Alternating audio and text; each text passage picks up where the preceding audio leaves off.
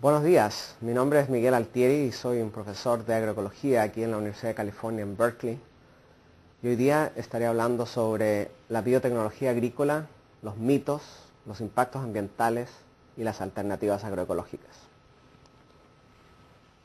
La agricultura moderna se caracteriza por ser una agricultura altamente dependiente de insumos externos, debido a que los sistemas existentes son monocultivos que carecen de biodiversidad funcional y por lo tanto son productivos, pero con un costo ambiental y social muy alto, y hoy en día los investigadores están cuestionando la sustentabilidad de estos sistemas modernos.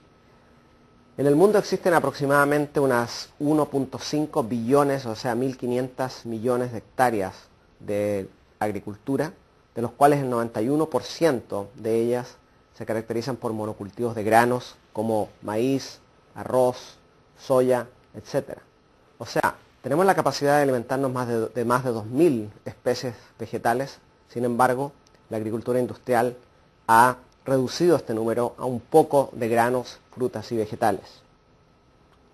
Mucha gente argumenta que esta agricultura moderna es bastante productiva porque se ha triplicado la producción en los últimos 50 años y porque poca gente, por ejemplo en Estados Unidos solo el 2% de la población está trabajando para hacer agricultura y por lo tanto se cree que es una agricultura eficiente desde el punto de vista de la mano de obra.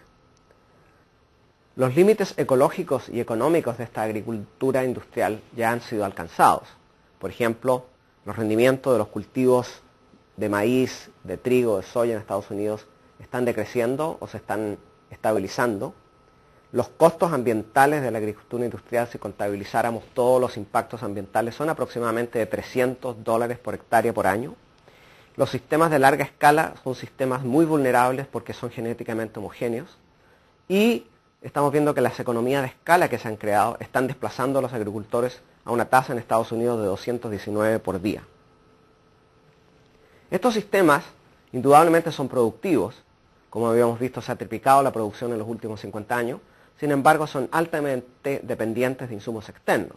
Pesticidas, por ejemplo, ha habido un incremento de 67% desde 1983 a 1998, con un costo global de unos 34.000 millones de dólares en inversión para pesticidas, aplicándose aproximadamente 2 billones, o sea 2.000 millones de kilos de ingredientes activos en la biosfera.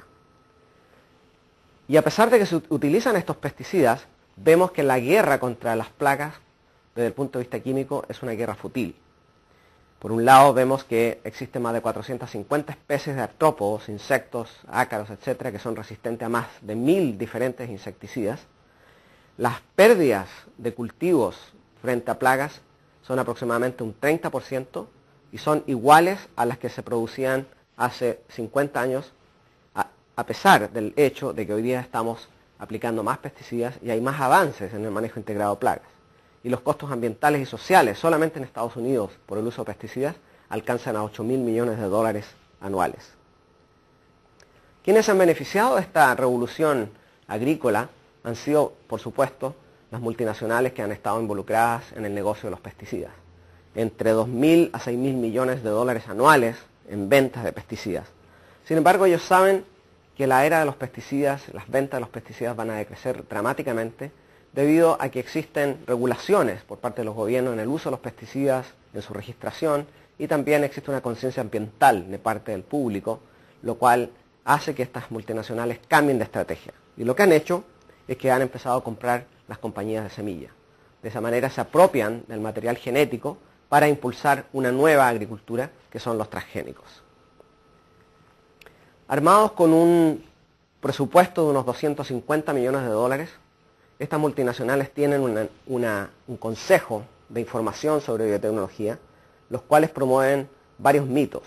Uno, promueven de que la agricultura será ambientalmente más sana, pero recordemos que son los que han impulsado los pesticidas anteriormente, que será una agricultura libre de agroquímicos, que llevará a una mayor conservación de la biodiversidad, y se gasta mucho dinero para decir también que es esencial para alimentar al mundo, especialmente los pobres en África. Ahora, los que proponen la biotecnología se basan en una serie de argumentos que son falsos, que son maltusianos, tal como los argumentos que lideraron la Revolución Verde. Por un lado, de que la gente tiene hambre porque existe poca comida o poca producción. Segundo, de que el hambre será resuelta produciendo más y que la única manera de incrementar la producción es con la biotecnología. Otros enfoques como la agricultura orgánica o la agroecología realmente no son efectivos. Ahora, primero tenemos que entender que existe hambre hoy en el mundo no porque no existan cultivos transgénicos. El hambre es prevalente en zonas donde existe un exceso de producción y hoy día existe suficiente comida, si fuera distribuida en forma racional, para alimentar a cada ser humano en el mundo con una dieta adecuada. Las causas fundamentales del hambre no están relacionadas al problema de la producción, sino que por un lado están relacionadas al problema de la pobreza. Más de 1.500 personas en el mundo no tienen el suficiente ingreso para comprar comida, ganan menos de $1 al día. 3.000 millones de personas ganan $2 al día, por lo tanto existe un problema de acceso a la comida. También existe un problema del acceso a la tierra por inequidad en la distribución de la tierra. Y también existe un problema de que las mejores tierras están dedicadas a la agroexportación y también para la producción de granos para animales. 7 kilos de cada 10 kilos de maíz que se producen se alimentan para animales y no para humanos. Aquí vemos, por ejemplo, esta foto de los acres fantasmas, en los cuales vemos que en países como Brasil, Paraguay, Argentina, Perú, se dedican grandes cantidades de tierra para la producción de soya. Pero esta producción de soya no es para alimentar a la gente en estos países, sino que se exporta para alimentar los animales en Europa. Animales que hace 3 años estaban siendo eliminados debido a problemas de la vaca loca y aftosa. Estas son las grandes contradicciones del sistema alimentario mundial. Y en países en África, como Burkina Faso, Etiopía, Malí, Nigeria, donde existen a veces problemas de hambre, vemos que son netos agroexportadores, o sea, la contribución que tiene la agricultura a la economía por exportación es muy alta. Ahora, los proponentes de la biotecnología argumentan de que hay ciertos cultivos, como por ejemplo el arroz dorado, que es un arroz que produce betacaroteno en su grano, podrían ayudar al problema del hambre o al problema de las deficiencias de micronutrientes y vitaminas de alguna gente, como existe, por ejemplo, el problema de la deficiencia de vitamina A en el Asia, que puede llevar a ceguera. Ahora, el hecho de que exista ceguera y problemas relacionados con deficiencia de vitamina A en el Asia no se debe a que no exista el arroz dorado, sino que más bien se debe a que estos sistemas tradicionales, en los que antes los agricultores producían no solo arroz, sino también patos, peces, anguilas, frutas, vegetales, etc., han sido totalmente destruidos y reemplazados por monocultivos promovidos por la Revolución Verde, y que con cuyos herbicidas se eliminaron, por ejemplo, plantas como estas, que nosotros consideramos en la ciencia moderna como malezas, pero que tienen un gran contenido de betacaroteno. Muchas de estas malezas que fueron eliminadas con la Revolución Verde realmente tenían grandes contenidos de micronutrientes y vitaminas. Por ejemplo, una maleza eliminada podía tener hasta 400 microgramos de betacaroteno por gramo de biomasa, en contraposición al arroz dorado que solamente tiene 1.6. O sea, había que consumir 2 kilos de arroz dorado para igualar lo que contenían 10 gramos de una de estas malezas eliminadas.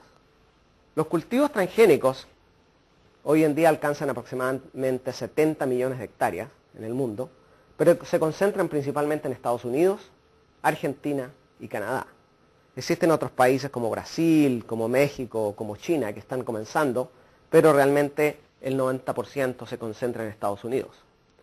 Ahora, una gran pregunta es cómo vamos a alimentar a la gente en el tercer mundo si la mayor parte se concentra en Estados Unidos. El otro punto es de que los cultivos que existen allá afuera principalmente son 2.